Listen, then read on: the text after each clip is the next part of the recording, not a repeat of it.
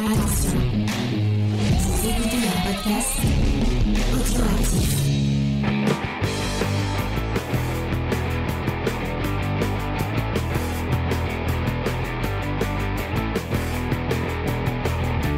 Salut à tous et bienvenue dans Comics Discovery, la review. On vous parle de A Short Story, la véritable histoire du Dahlia Noir. Pour faire ça, je suis avec toute mon équipe pas habituée, puisqu'il y a des gens qui sont pas... Il y a des retours, le renouveau. Les revenants qui reviennent parce que forcément, Label 619, on ne peut pas faire d'émission Label 619 sans Judas. Salut Judas, ça va Judas? On a perdu Judas. Excusez-moi, j'avais coupé mon micro pour le terrible orage sur Montpellier, mais c'est bon. Nous ça se calme, ça y est. Oui, ça va. Si vous entendez des tonnerres, très bien. Normal, du coup, je viens de poser plein de questions à notre invité. Je suis très ému par les réponses, donc merci beaucoup. C'est trop cool. On est aussi avec Diane. Salut. Ça va Diane? Oui, ça va toujours. Avec Faye qui va gérer la review. Oui, salut. Avec Angel, dont j'ai peur, hein, puisque Angel est toujours à l'opposé de ce que j'aime. Donc, je suis la relou de service. Voilà, non, exactement. Et nous avons avec nous Ron qui va supporter notre review. Donc, mais t'inquiète pas, les trois quarts des gens ont adoré. Les trois quarts, je sais pas. C'est certain, je ne sais pas, mais je sais, c'est des gens de bon goût, malgré tout. Donc c'est Faye qui gère la review, vas-y. Ah, la pression n'est pas du tout là. On a déjà quand même parlé pendant l'interview des gros thèmes. On est revenu sur le personnage, donc je vais essayer un peu de synthétiser ça. Et puis après, je vais dire ce que j'en ai pensé. Donc c'est vrai que le personnage donc d'Elizabeth Short, alias le Dahlia Noir, c'est devenu une figure qui a marqué un peu la pop culture en plus de tout ce qui est criminalité. On la retrouve dans plein de choses. Il me semble dans ton live, tu avais cité la série American Horror Story. Il y a même eu une mini-série aussi qui a été faite sur elle. Et moi, dernièrement, j'avais vu le Maigret qui avait été fait là avec Depardieu. Et il y avait un personnage qui rappelait justement ce personnage d'Elizabeth Short. Donc c'est vraiment une figure marquante. Mais au final, peu de gens connaissent vraiment l'histoire et avec donc cette BD Short Story, on va pouvoir la découvrir un peu plus. Donc moi je vais pas, excusez-moi, je vais me faire du bruit. Moi, je vais pas faire de mystère, c'est vraiment un coup de cœur. J'ai adoré cette BD, je l'ai dévorée, mais vraiment, je me suis pas éclatée, mais en tout cas, j'ai été énormément touchée, j'ai été pris par l'histoire. Et il y a plusieurs choses qui m'ont plu. Déjà, l'enquête. Effectivement, je trouve que tu as fait un très très beau travail de recherche. J'ai aimé le style de la BD. On a vraiment l'impression d'être un enquêteur, d'avoir le dossier d'Elizabeth Short et de regarder les rapports d'enquête, voir ce qui a été fait, comme si on reprenait un cold case. Alors c'est vrai, je sais pas pourquoi, parce qu'il y a pas longtemps j'ai revu la série, mais je me suis vue comme l'héroïne de la série Cold Case et j'avais envie de résoudre cette enquête. J'avais envie, je regardais tous les indices, tous les rapports, les extraits de journaux, enfin tout ça, j'étais à fond dedans. J'essayais de faire un peu le profil de cette victime, et c'est là qu'il y a le deuxième effet qui se coule, j'ai envie de dire, c'est que on découvre cette héroïne, on découvre une femme qui m'a profondément touchée. On sent que c'est quelqu'un qui est en souffrance, j'ai trouvé. On voit qu'elle a eu un parcours plutôt difficile. On sent qu'il y a des problèmes d'abandon. Enfin, moi, c'est un peu ce que j'ai perçu. Et elle m'a fait beaucoup penser au parcours de Marilyn Monroe, qui avait ce côté très touchant, très à fleur de peau, comme s'il manquait pas beaucoup de choses pour la casser. Et c'est aussi un personnage qui m'a beaucoup touchée. Et j'ai retrouvé un peu un écho dans le personnage d'Elizabeth Short. Et ça m'a fait penser à une autre œuvre qui est Mulholland Drive de David Lynch. Où pareil, on a une héroïne blonde, une héroïne brune, qui ont toutes les deux ce côté un peu rêve, ce côté j'ai envie de m'en sortir, d'avoir une meilleure vie. Et ça m'a fait penser donc à ça, parce que dans la BD il y a aussi, comme tu le parlais, les apparences, c'est-à-dire qu'on a la Elizabeth Short qui est un peu en spectacle, qui essaye de bien s'arranger, de toujours paraître à son avantage. Il y a cette scène formidable où on la voit essayer de s'arranger une dent qui est abîmée avec un morceau de cire, et rien que dans cette scène, dans cette petite scène là, on a déjà, je trouve ça résume parfaitement la psychologie du personnage. On voit que c'est quelqu'un, on a l'impression qu'il essaye de sauver les apparences, qui veut cacher son mal-être, même si on va avoir plein de moments dans l'histoire où on va le percevoir, le sentir. Et donc j'ai été extrêmement touchée par cette femme, et ça me donnait encore plus envie, comme tu disais, de lui rendre justice, d'essayer de trouver qui avait pu l'assassiner et pourquoi. Et c'est fou, les dessins en plus subliment, déjà le travail d'écriture, vraiment ils sont fantastiques. On a toutes les expressions sur le visage d'Elisabeth, ça renforce encore plus l'empathie qu'on va avoir avec elle, et vraiment j'ai trouvé ça encore une fois une lecture vraiment très très forte. Alors après j'ai fait mes petites théories pour essayer de savoir qui ça pourrait être. C'est vrai que quand on voit un peu à la fin la scène de crime et tout ça, on peut se poser des questions. Moi je suis partie sur quelqu'un qui vraiment devait être très en colère envers cette femme, parce qu'on voit que il y a plein de moments où on voit qu'elle pourrait s'en sortir, demander de l'aide, mais à chaque fois on a l'impression qu'elle est dans l'autodestruction et qu'elle va se saborder. Et on peut très bien imaginer, pourquoi pas, un amant éconduit qui l'aurait très mal pris, qui aurait pu être en colère et qui aurait donc assassiné de façon très très violente la jeune femme.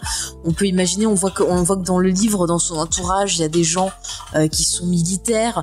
Après c'est vrai que la façon dont elle est tuée, on peut penser à quelqu'un qui aurait des connaissances médicales aussi. Et effectivement, le coupable peut aussi ne pas être dans la BD. Ça peut être une rencontre, justement, tu parlais d'une semaine manquante dans sa vie, peut-être que c'est la semaine clé, et malheureusement on n'en saura pas plus, on n'a pas d'indice. Donc, mais quand même je trouve que avec tout ce que tu proposes, ça donne beaucoup à réfléchir, et ça permet aussi de remettre vraiment au centre les victimes, parce qu'on voit maintenant, avec tout ce qui est true crime et tout ça, je trouve que les gens ils ont tendance un peu pas à sacraliser, mais à vouer une espèce de culte aux tueurs, et on oublie souvent les victimes, on oublie aussi la famille des victimes. Et je trouve que c'est bien quand on a ce type de récit-là qui remet vraiment la victime au centre, et comme tu le disais très très bien, qui l'humanise. Et je trouve que c'est important. Il faut jamais oublier que les travails d'enquête, c'est pas pour le coupable qui les fait, c'est pour la victime, c'est pour sa mémoire, c'est pour lui rendre justice et qu'elle puisse reposer en paix, en quelque sorte. Et voilà, moi je trouve que c'est même encore une fois, je le dis, j'ai été vraiment vraiment émue par votre travail à tous les deux, et je la conseille vraiment à nos auditeurs. Je sais pas si j'étais bien claire, parce qu'il y avait un peu toute l'émotion et le stress, mais voilà, ça m'a énormément touchée. Si, ça me fait vraiment plaisir, parce que pour nous aussi c'était un pari, quoi, si tu veux. On savait pas bien ce qu'on faisait, d'une certaine manière, c'est-à-dire que en termes narratifs, etc., on avait cette volonté de rendre hommage à une personne qui est devenue, comme tu parlais de pop culture, c'est exactement ça, c'est devenu un personnage de pop culture, et je trouve ça dramatique, quoi, que enfin, tu vois ce que je veux dire, je trouve ça dramatique, en fait. Et on a l'impression que c'est juste un personnage, comme un personnage de conte. Ouais, c'est ça. Souvent les gens oublient qu'elle était réelle. Ouais, c'est ça. Et c'est ça qu'on a voulu, un petit peu. Enfin voilà, c'est exactement l'intention du récit, quoi. J'ai enchaîné. Moi, j'étais très enthousiaste parce que j'avais lu le Reader que vous avez sorti en début d'année dernière, si je dis pas de bêtises.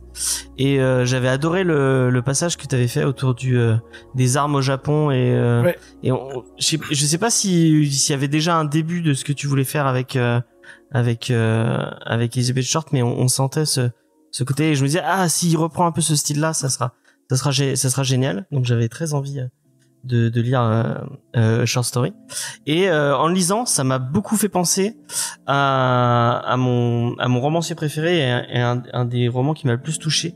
Je sais pas si tu connais Philippe Janéada, et son roman qui s'appelle La Petite Femelle, qui fait j'ai eu vraiment l'impression que c'est pratiquement le même travail que t'as fait lui il le fait sur et je me rends compte que j'ai pas changé de voilà.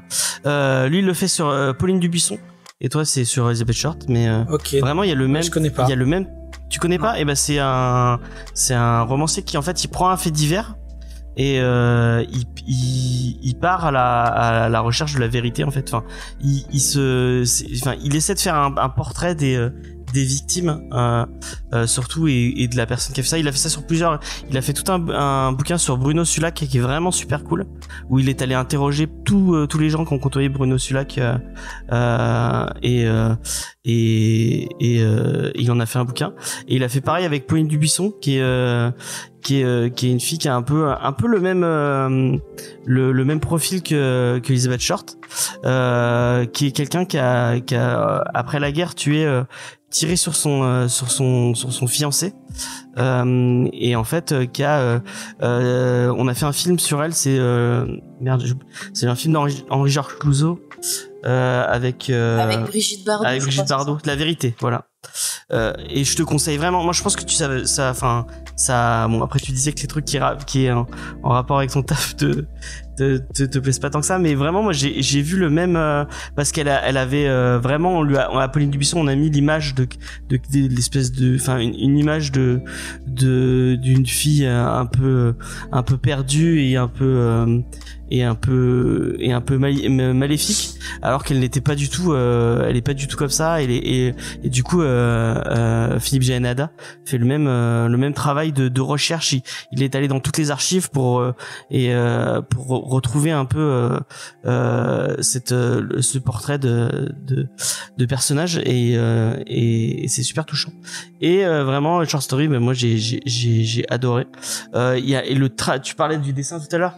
Il y a un travail sur la reconstitution de la Californie et de cette époque-là. Je sais pas si vous avez lu tous les échanges que t'avais avec cette personne qui faisait les cartes postales. Ouais. C'est Elvis, je crois. Non, Elvis, c'est un gars que j'ai rencontré sur Twitter. Mais okay. Là, oui, c'est j'ai perdu son nom, mais oui, le mec qui vit à San Diego, qui est cartographe. Et qui vous a redonné qui nous a donné les cartes, la carte du quartier à l'époque. John Fry. Ouais, c'est ça. Et je pense aux cartes postales pour rappeler les bâtiments de l'époque et tout. Vraiment, la reconstitution. Je te disais dans ton live où tu revenais sur vous avez regardé les documentaires qui parlaient de l'histoire, que vous étiez allé chercher plein de petits détails, même un truc qui pourrait passer dans la BD pour un micro détail, et en fait vous avez c'est malgré tout des heures et des heures de recherche. Ouais, c'est un peu obsessionnel et c'est un travail, j'ai envie de dire, invisible, mais tant mieux si on le ressent malgré tout, quoi. Ouais, mais vraiment on se sent plongé dans les années 40 et dans ces États-Unis là. Moi j'ai adoré. J'ai trouvé ça génial. Et comme je disais avant, le fait que vous vous êtes intéressé surtout à la victime et essayer de, comme tu disais, réhumaniser ce personnage de Elizabeth Short, plutôt que essayer de se concentrer à tout prix sur le crime et sur les trucs un peu gore qu'il est pu. Ça m'a pensé à un moment, sans dire des trucs méchants, par exemple sur la vidéo de Victoria Charlton, où quand elle en parle, enfin elle parle d'Elizabeth Short, le portrait de cette jeune victime, ça dure 4 phrases, ouais, à tout casser. Et puis après elle enchaîne direct sur elle s'est fait découper en deux, ouais, et tout. Ça. Alors que vous êtes pas du tout intéressé à ça, et moi j'ai trouvé ça super humain de se dire, mais en fait ce qui est intéressant ok, il y a quelqu'un qui s'est fait découper, qui a subi un truc super violent et super et très très très gore, mais au final c'est pas ça qui est intéressant, quoi. C'est la vie de cette pauvre fille dans les années 40, un peu perdue, et qui malgré tout est super passionnante et super intéressante. L'idée c'était aussi de faire oublier le meurtre pendant qu'on lise. Ouais, tu vois, c'était ça en fait. On voulait vraiment que les gens, tout le monde sait comment ça se termine, mais on voulait que en cours de lecture les gens oublient. et bah ça marche. Et le redécouvre et le redécouvre et que ça soit et que là ça soit d'autant plus fort qu'on la connaît en fait. C'était ça un peu l'idée. Bah ça marche totalement. Moi j'étais pris dans son récit, j'avais complètement oublié que la fin était malheureusement très malheureuse. Mais on est happé par ce récit, c'est vraiment génial, et en plus tu l'as pas dit, mais l'objet BD est super beau quoi. Ouais, ça fait partie. C'est toujours pareil au label 619, c'est quand même, j'ai envie de dire, c'est un peu la marque de fabrique, mais on essaye de faire en sorte que ce soit une expérience immersive entre guillemets totale quoi. Et là, c'est vrai que par le format, par le choix du papier, etc., on voulait vraiment que les gens soient immergé à 200% dans les années 40. Alors c'est toujours très difficile parce qu'on n'est pas dans un projet audiovisuel ou quoi, mais c'est vraiment ça que, en fait, ce qui est intéressant dans la BD, c'est qu'il y a un sens en plus. Alors il y a pas le son, alors on a l'image, tu vois, on n'a pas le son, mais il y a quand même le toucher qui est important, qui est intéressant et qu'on n'a pas dans un projet audiovisuel, tu vois. Et ben justement, ce toucher, il faut en prendre, j'ai envie de dire, il faut en faire quelque chose aussi. Il fait partie de l'expérience sensitive, quoi. Mais c'est vrai qu'à l'époque des Urban Nomades, donc les trucs un peu plus où c'est des bouquins un peu plus pour voyager, de passer d'un Urban Nomade où je me suis relu Doom Watchmen dans ce petit format, et de passer sur ce grand format avec ce papier de super qualité et tout, vraiment ça change. Je me dis quand même l'objet BD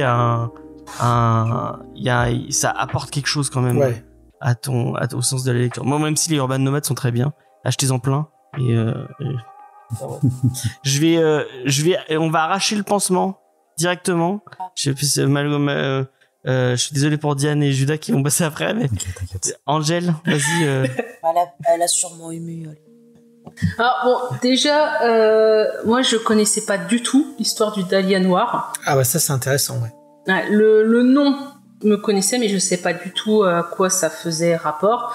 Donc avant d'attaquer la lecture, j'ai été sur YouTube regarder une vidéo, donc en 7 minutes ça explique. Bon, déjà t'es un peu choqué par le fait, je pense que c'est ça aussi l'histoire, c'est le fait de comment on l'a retrouvé et que on n'a jamais retrouvé le tueur. Déjà quand j'ai attaqué la lecture, moi j'étais un peu décontenancée par la quantité de texte. Oui. Si on voit le texte, j'avance un peu, je vois encore du texte, je me suis dit, je comprends pas, j'étais un peu plein, et là j'ai vu la bande dessinée. Bon, donc j'ai repris ma lecture. Bon, le texte, le contenu est super instructif, que ce soit sur Elisabeth ou sur les années 40. Et c'est vrai que ça fait un peu le texte, t'as le côté un peu documentaire, et par contre les parties BD plus intimistes. T'as vraiment l'impression d'être avec Elisabeth, donc plus dans son intimité, donc plus de la découvrir. Bon, moi je vais le dire tout de suite, mais pour moi ça n'a pas été un coup de cœur. Ça y est, ça commence. Alors, c'est pas parce que ça n'a pas été un coup de cœur que j'ai détesté. J'ai apprécié la lecture, comme je dis, j'ai trouvé ça très instructif. Pourquoi ça n'a pas été un coup de cœur? Bon, il y a plusieurs raisons. Déjà, je suis pas forcément quelqu'un qui est attiré par ce genre de lecture. Si ça aurait pas été dans l'émission, clairement, j'aurais jamais été vers le bouquin.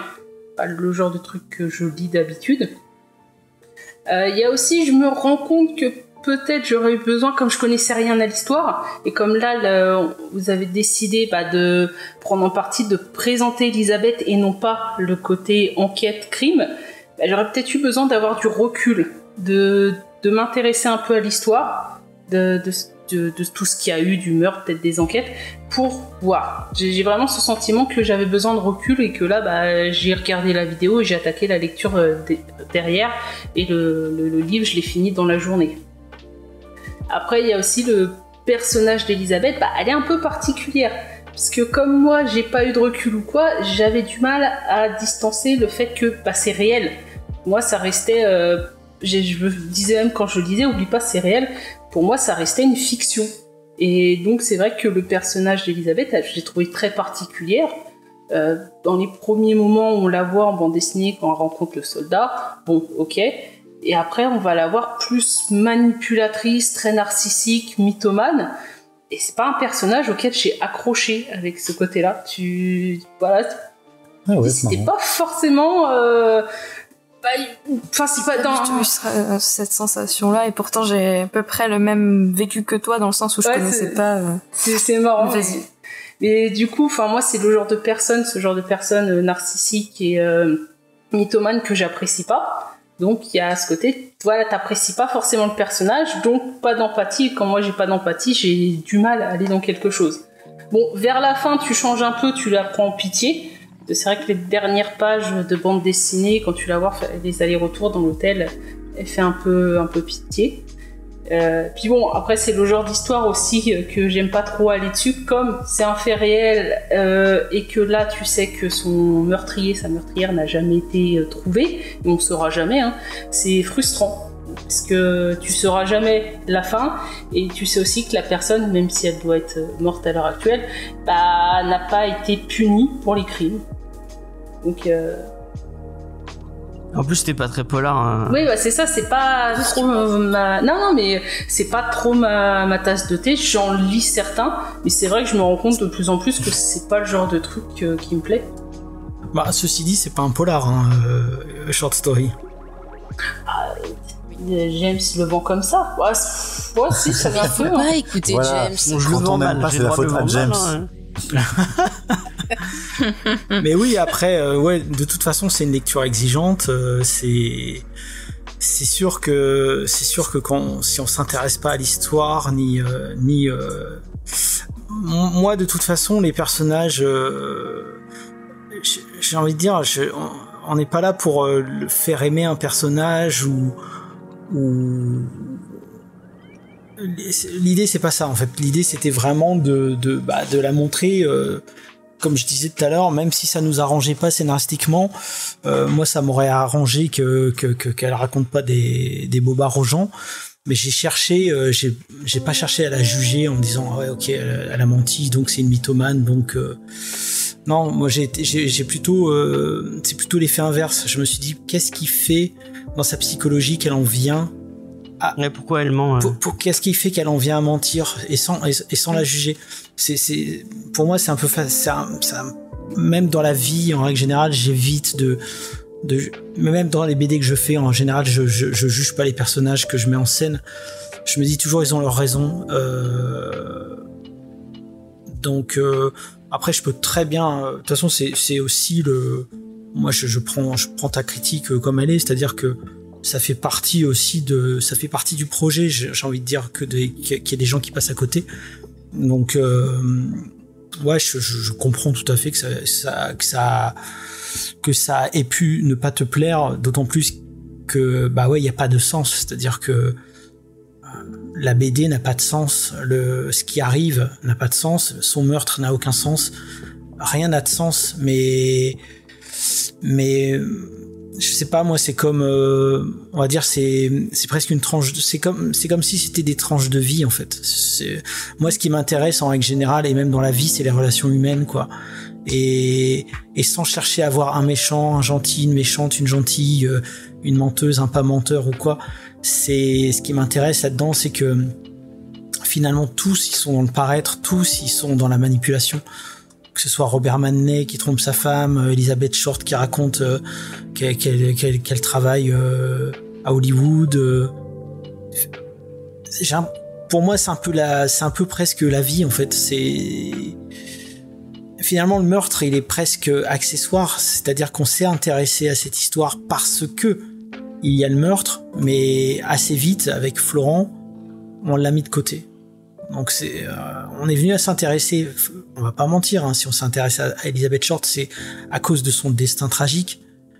Mais très très vite, on s'est concentré sur la reconstitution et on s'est concentré sur les échanges et les relations humaines en fait. Ah ça tu ressens quand tu le lis qu'il y a un travail de recherche fait.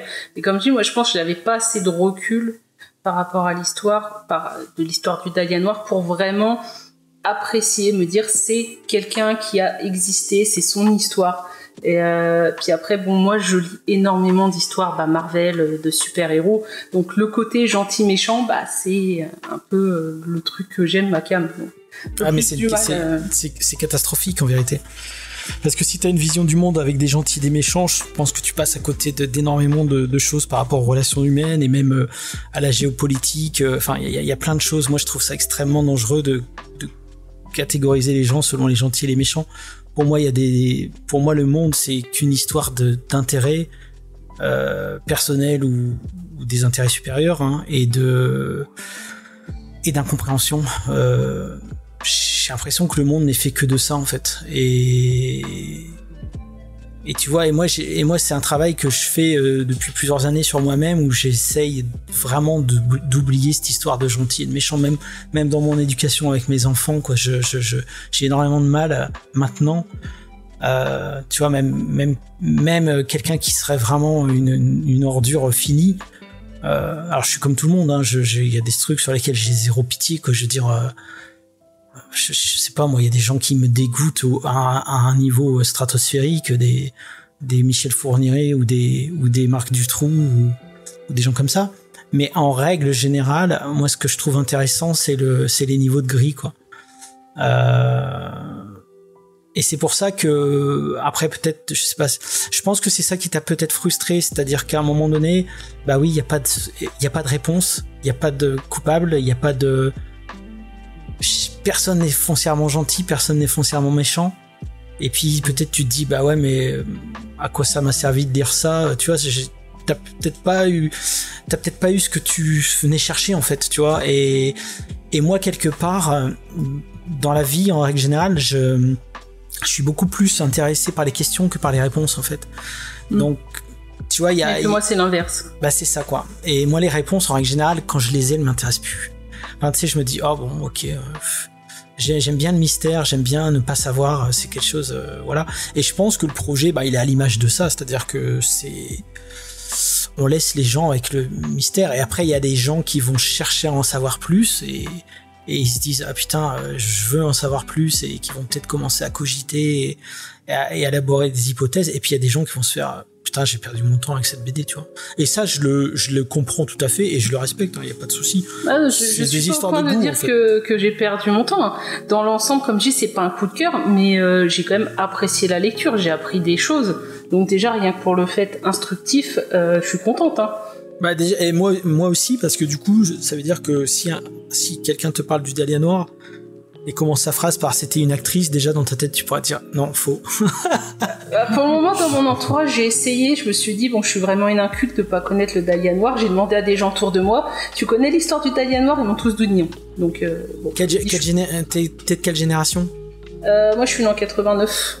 89, ouais. C'est peut-être une histoire de génération aussi, hein, tu vois. Je sais pas, j'ai demandé à des plus vieux, des trucs comme ça.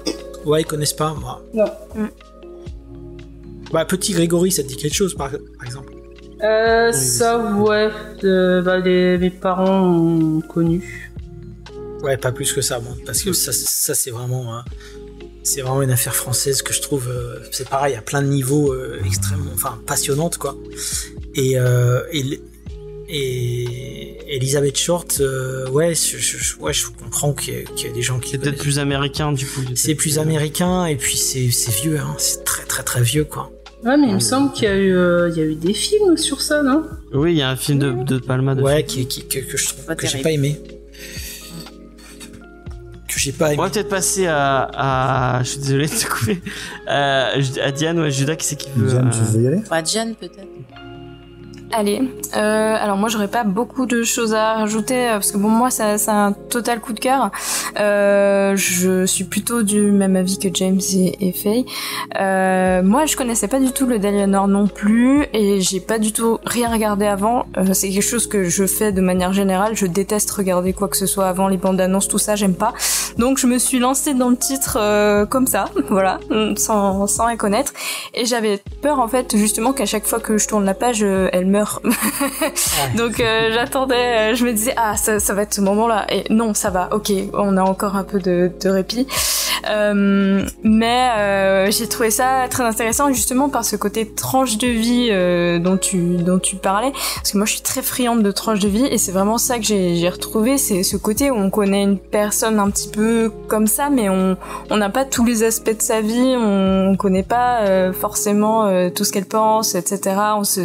On connaît connaît pas sa logique à elle, et on la suit comme ça, et puis voilà jusqu'à son destin voilà assez tragique. Mais moi pour le coup c'est vraiment un très gros coup de cœur, justement par ce côté le travail de recherche est absolument incroyable, et j'ai trouvé que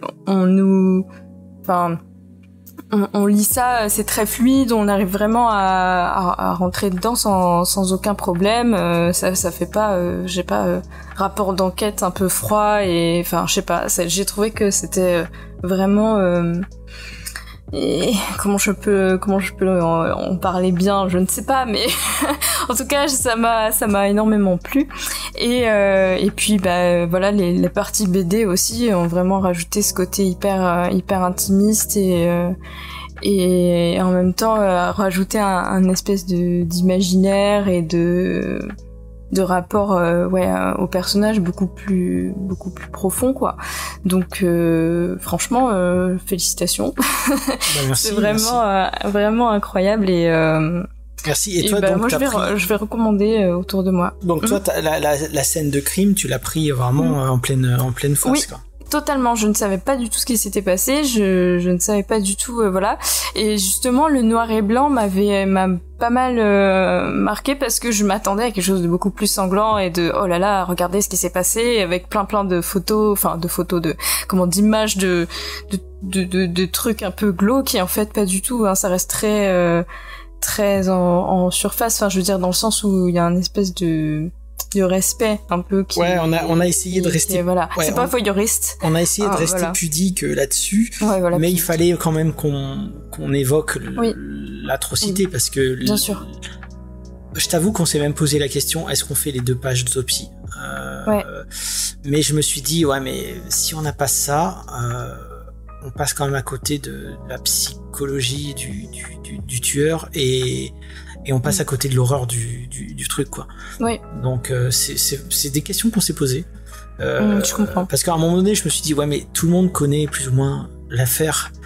Et puis je me suis dit peut-être pas. Donc pour ceux qui connaissent pas, faut quand même y aller. Il faut mettre les 2 pieds dedans. Donc ça a été un choix assez difficile, mais écoute, tant mieux. Je suis bien content si t'es rentré dans le truc. Après, comme je disais, c'est vrai que c'est pas évident. C'est vrai que c'est une lecture qui, je pense, demande de l'investissement en vérité. Mais bon, tant mieux. En tout cas, moi j'ai pas ressenti l'investissement, dans le sens où je me suis pas forcée du tout. Vraiment, j'ai commencé à lire, et c'était bon en une soirée pour moi, quoi. Donc ça c'était assez impressionnant et chouette, parce que faut aussi dire que moi le true crime vraiment pas, hein. C'est quelque chose vers lequel je ne me dirige pas du tout, parce que ça me terrifie, en fait, parce que je me dis super, maintenant je vais sortir et je vais croiser n'importe quel tueur en série, super. C'est clair. Donc j'essaye de m'épargner ce genre d'angoisse, et c'est vrai que c'est un univers qui m'est totalement étranger, même si j'aime bien des fois suivre des petites enquêtes et tout, ça reste. Mais tu si regardes c'est la fiction, ça pas les vidéos de Sonia? Non, du tout. Je ne connais pas Sonia, vraiment, je connais que de nom et maquillage, c'est tout. Ah, d'accord. Je sais qu'elle parle de true crime, mais le fait qu'elle parle de true crime me bloque, en fait, parce que c'est quelque chose qui... Moi, les traits d'horreur de Squeezie, ça me suffit amplement pour me faire mon moi, hein. Voilà. Mais tu vois, ce qui est bien avec le travail de Sonia, c'est pareil, elle se centre souvent sur la victime. Ouais. Plus que sur le tueur, et à chaque fois elle n'hésite pas à rappeler justement qu'il y a des personnes, que c'est pas juste un criminel, c'est pas une histoire, c'est des vraies personnes à qui il arrive des choses horribles, et il faut pas l'oublier. Je trouve qu'elle a une approche qui est très humaine. Pour ceux qui ne connaîtraient pas, on parle de Sonia LU, qu'on avait reçu dans l'émission sur Ed Gein, par exemple. D'ailleurs, si t'as pas lu, je sais pas si tu l'as lu, Ron, le bouquin de Eric Powell sur Ed Gein, mais il est vraiment cool. Ok. Non, je l'ai pas lu, mais c'est vrai que quand je l'avais vu, ça m'avait intrigué. Mais j'y jetterai un œil. Après, c'est vrai qu'il y a aussi beaucoup de youtubeuses true crime. Oui. Ouais. Et des fois, c'est un peu. Des fois, je me dis putain. C'est sensationnel un peu. Ouais, et puis ce côté, allez vous chercher un petit bol de lait, un petit thé, des petits cookies. Tu vois, des fois, j'ai envie de dire, meuf, il y a quand même. tu vas nous raconter des horreurs, là, des histoires d'enfants violés et tout, puis tu nous dis d'aller chercher un petit cookies. Enfin, tu vois, c'est un peu, c'est particulier, quoi. Elle est pas trop dans parce qu'elle a une, je sais pas si t'as déjà regardé, mais elle est psychologue et elle s'intéresse vraiment à la psychanalyse des tueurs et surtout aux victimes. Ok, quoi. Je regarderai. Elle en a fait une super bien sur la tuerie de Columbine, où vraiment elle s'est intéressée surtout aux victimes et aux gens qui. Alors que quand tu regardes parce que moi je suis un peu comme toi, je suis accro au true crime. Quand je bosse sur Photoshop, je me mets et me remets tous les faits entrer l'accusé parce que je crois que je les connais tous par cœur. Moi, et pourtant, tu vois, c'était les histoires de Pierre Bellemare. J'ai grandi avec ça. J'adore ça et le téléshop. Bien ça aussi quand j'étais petite. Ça. Moi, ça me détend. Je sais pas pourquoi. Et tout est fou. C'est vraiment pour ça, dans les youtubeurs, je trouve que le travail de Sonia, c'est le mieux. C'est le haut du panier, quoi. Ok, bah écoute, je regarderai. Je voulais rebondir sur 2 petites choses. La première, c'est quand Angélique disait qu'elle avait perçu un personnage hyper mythomane, manipulateur et je sais plus qu'est-ce que tu avais dit. Narcissique. Moi, j'ai pas du tout vu ça. Vraiment, au contraire, j'ai vu quelqu'un qui essayait en fait de s'en sortir comme elle pouvait et malheureusement, ça passait effectivement par le mensonge parce que voilà, elle a essayé un peu d'embellir les choses par rapport à sa famille quand elle parle de rentrer à Medford, puis en fait non, parce que elle a trop honte par rapport à ses sœurs et tout ça. C'est juste quelqu'un qui est, enfin pour moi je l'ai perçu comme ça, qui a l'air d'être juste un peu paumé, quoi. Elle a vécu des choses hyper violentes aussi dans sa vie avant son meurtre. Elle a quand même vécu des agressions et tout ça, et donc pour moi c'est quelqu'un qui est traumatisé, qui a eu des galères pas possibles et qui essaye en fait de faire ce qu'elle peut pour avoir une vie qu'elle estime être chouette, et voilà, elle y arrive pas. Et moi je trouve que c'est un peu loin dans les mensonges quand même. Non mais ce que je veux dire, tu vois, c'est pire, c'est qu'elle pourrait dire j'ai besoin d'aide, ça va pas, mais en fait à chaque fois elle se retrouve dans des situations où elle rencontre des gens qui pourraient l'aider, comme je veux pas dire, mais vous verrez ça dans la BD, et à chaque fois elle va faire une bêtise, ses mensonges vont la rattraper et d'autres choses, et elle est vraiment, je trouve, dans l'autodestruction, et à chaque fois elle retombe, alors que il y a plusieurs moments dans l'histoire où vraiment on se dit mais voilà, tu pourrais t'en sortir, ne fais pas ça, et elle mais c'est parce que, comme tu le disais Diane, moi je pense aussi qu'elle est traumatisée, qu'elle est pas bien, et que effectivement tout le côté familial, ça l'a profondément touchée, et je pense que quelque part aussi elle doit peut-être pas s'aimer. Et ça doit faire un mélange. Enfin, c'est ce que j'ai perçu. Je suis pas du tout psy. Je vous le dis, les amis, c'est juste mon sentiment. C'est nos interprétations personnelles. C'est bien sûr, on la connaît pas, on l'a jamais rencontrée, on sait pas. Voilà. Puis après, Ron, tu le disais dans le live que tu avais fait, elle grandit elle a vécu dans les États-Unis des années 40 et surtout la Californie, où c'est pas un milieu très agréable, très hospitalier pour les femmes, quoi. Non, c'est ça. Il y avait l'autorisation de ton mari pour boire. Ouais, ça c'était, c'était l'époque. Mais en dehors de ça, c'était aussi les États-Unis, c'était plein. Enfin, non, pas les États-Unis, pardon, mais la Californie, c'était que des militaires. Des militaires qui revenaient du front avec des PTSD, avec plein de choses. C'est aussi une époque où il y avait beaucoup de corruption dans les institutions. Il y avait aussi la mafia. Ça, à un moment donné, c'est une piste qui a été évoquée par les enquêteurs. Il y a plein de choses. Mais moi, c'est pareil. Je la vois.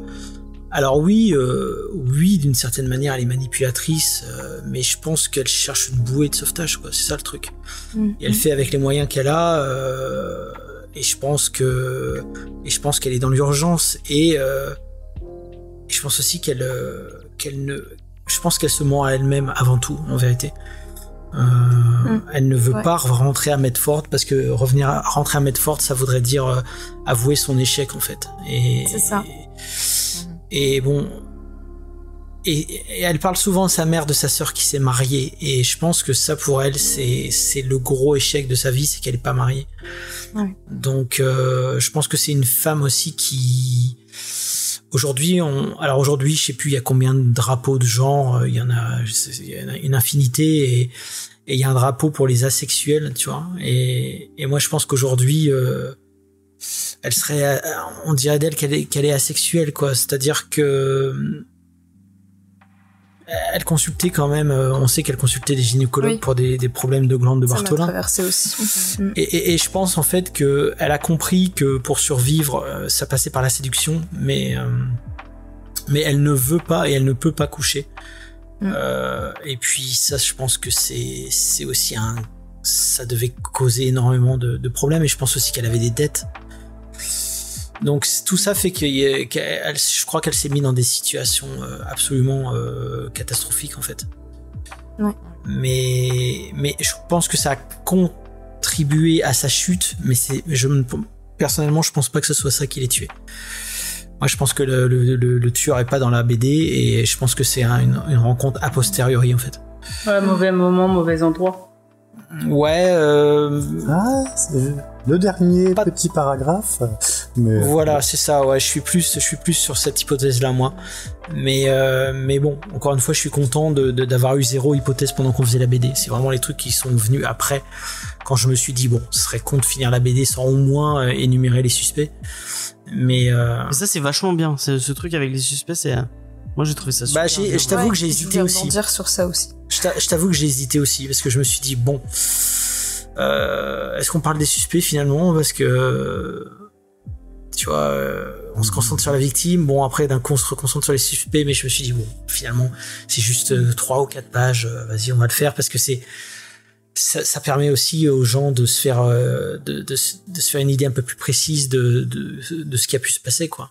Même si finalement le fait que tu dises pas que on le voit peut-être à la taille des paragraphes sur chaque suspect, mais le fait que tu désignes pas un truc tel quel en tant que moi je pense ça, je trouve ça trop bien, parce qu'en fait on peut le lire et relire et se dire ah tiens, lui il y a ça, vraiment c'est bah, je suis pas fermé moi en plus, c'est ça le truc. C'est-à-dire que je me dis peut-être lui j'y crois pas, peut-être lui, pourquoi pas. C'est ça c'est aussi ça qui me fascine, c'est que moi-même je sais pas en fait. On n'a pas demandé la vie de Judas encore. Oui, on veut la vie de Judas. Allez, la vie de Judas. Bien, les différents membres de l'émission ont pu aussi dire quel était leur rapport avec le Dahlia Noir avant de lire ce livre. Moi, je pense que je tombe dans la catégorie. Je m'étais intéressé à l'histoire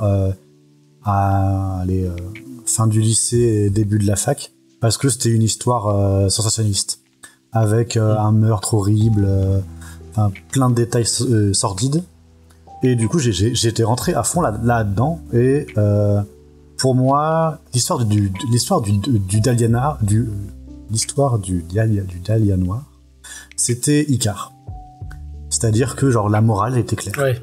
La morale, c'était voilà, bah tu veux du coup entrer. Tu veux briller. Enfin, ça, tu veux même être quelque chose que tu n'es pas de base. Tu veux griller les étapes, aller plus vite que la musique, voler jusqu'au soleil. Et tu vas rencontrer un coup de karma qui va te couper les ailes. Et c'était un petit peu la morale implicite que je retrouvais partout en fait, par rapport à cette affaire-là. Et même du coup, je m'étais un petit peu passionné pendant quelques jours sur aller lire des pages Wikipédia français-anglais qui sont un petit peu qui ont leurs différences, et du coup, voir un petit peu les différents suspects, me dire tiens, dans ma tête, qu'est-ce qui sonne le mieux, etc. Et en lisant du coup alors, déjà, je vais te dire que je suis entré dans la BD en confiance, parce que je connaissais le travail de Run, je connaissais ton travail, notamment les articles que t'écrivais dans le Reader, etc. Genre, je me suis dit, oh, mais là, il y a une rigueur en termes de ce qu'on raconte. Et du coup, je me suis dit, mais attends, mais ça peut être super intéressant avec ça, et de voir un petit peu, je me suis de suite dit, on va me démystifier. Et c'est exactement ce qui s'est passé, mais plus que ce que je pensais. Okay. Et du coup, j'ai découvert tout un contexte historique que j'étais assez peu sensible, la Californie dans les années 45-50. inconnu. Et je suis rentré du coup avec par la porte de début qui est vraiment l'histoire de Elizabeth Short, et je me suis pris d'empathie de ouf pour le personnage. Genre je suis complètement avec mes autres collègues sur cet aspect-là, c'est-à-dire que j'ai découvert quelqu'un dont je pouvais ressentir parfois la détresse, parfois la fierté, etc. Et ça m'a beaucoup ému de suivre son parcours. À chaque fois, j'avais l'impression de ressentir aussi ses tiraillements, etc. Et aussi de partager ses défauts. Moi, je sais que l'aspect menteur compulsif, mais petit mensonge, pas très gros, à chaque fois avec des petits arrangements, c'est quelque chose que parfois j'ai eu tendance à pratiquer lorsque j'allais pas bien, et du coup je me suis super trop identifié à des moments comme ça, ce qui m'a fait vraiment avoir beaucoup d'empathie. Et c'est cet aspect tranche de vie qui, couplé avec la rigueur que je trouve que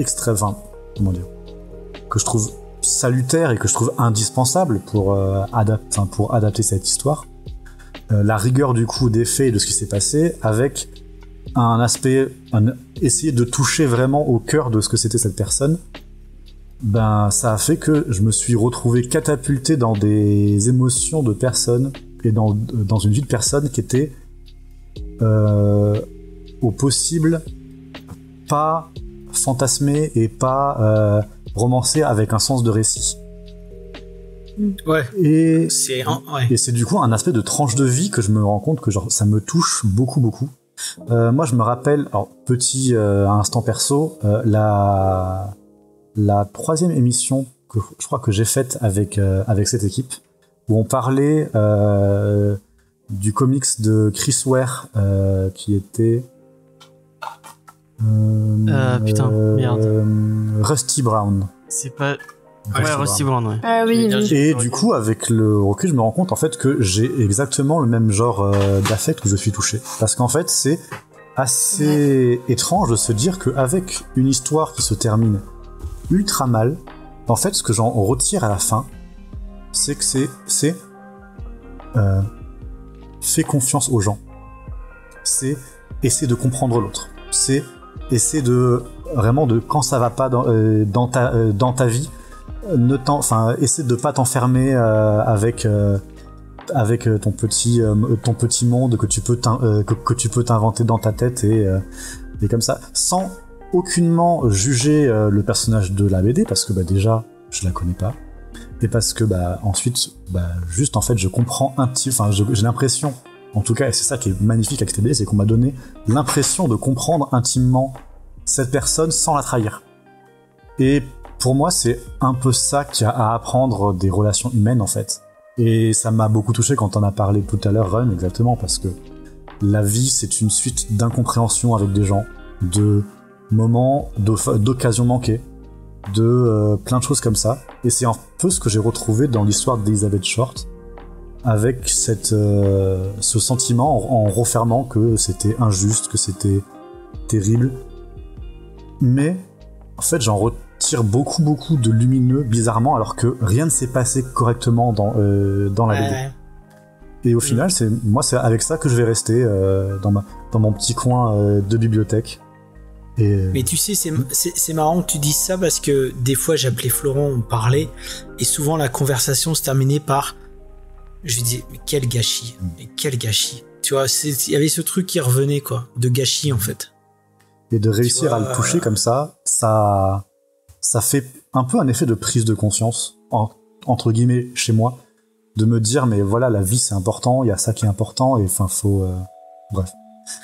Bah oui, parce que en plus elle est pas tombée que sur des sales cons, tu vois. La famille French, c'était des gens bienveillants. Même Robert Manley, qui est un peu foireux, il avait ses intérêts, etc. Mais je pense pas que c'était un mauvais bougre. Hanson, c'est le vieux loup solitaire qui veut peut-être se taper, voilà.